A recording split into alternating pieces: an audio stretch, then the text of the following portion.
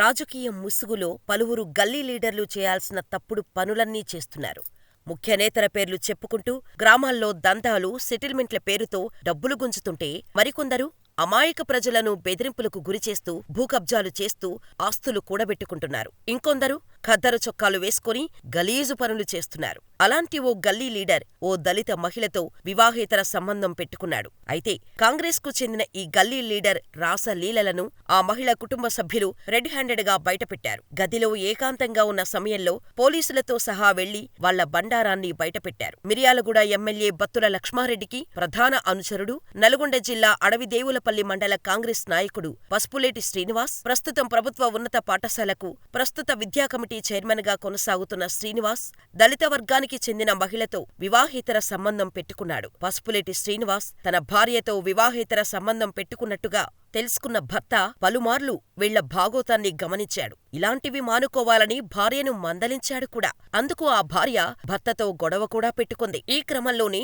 శ్రీనివాస్ తన అనుచరులతో ఆ భర్తపై దాడికి కూడా ప్రయత్నించినట్టు సమాచారం. అడవిదేవులపల్లి మండలానికి చెందిన శంకర్, ధనలక్ష్మిలకు 15 సంవత్సరాల క్రితం వివాహమైంది. వీరికి 2 కుమారులు. శంకర్ గ్రామీణ పశువైద్యునిగా పనిచేస్తూ కుటుంబాన్ని పోషిస్తున్నాడు. ఈ క్రమంలో అదే గ్రామానికి చెందిన పసుపులేటి శ్రీనివాస్తో భార్య ధనలక్ష్మి అక్రమ సంబంధం పెట్టుకుంది. ఇది తెలిసినప్పటి నుండి శంకర్ ఇంట్లో గొడవలు జరుగుతున్నాయి. భార్య ప్రవర్తనలో మార్పు రాకపోవటంతో 3 సంవత్సరాలుగా ధనలక్ష్మి వేరుగా ఉంటూ అక్రమ సంబంధం కొనసాగిస్తోంది.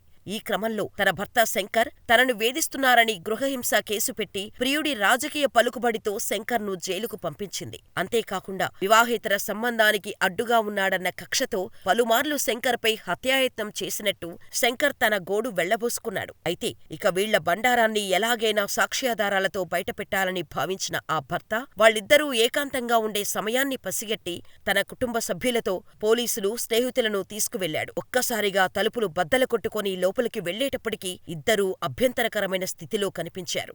వాళ్లను అలా చూసిన కుటుంబ సభ్యులు కోపంతో ఊగిపోతూ బూతులు తిడుతూ దాడికి ప్రయత్నించారు. అయితే వెంటనే ఉన్న పోలీసులు వాళ్లను అడ్డుకున్నారు. కాంగ్రెస్ నేతతో పాటు మహిళను కూడా అదుపులోకి తీసుకున్నారు. మహిళ భర్త ఫిర్యాదు మేరకు ఇద్దరిపై కేసు నమోదు చేసి దర్యాప్తు చేస్తున్నారు. పిల్లలు ఎవరు లేరు లంజోడక మా అన్న తరం మీరు వాళ్ళు చంపుతారని చూస్తున్నారు సార్. 2 సార్లు మోటరేటం చేశారు సార్ లంజోడుకులు. వీడియో తీస్తాం, మేము వీడియో తీసుకుంటాం సార్. అలాంటి ఉన్నదా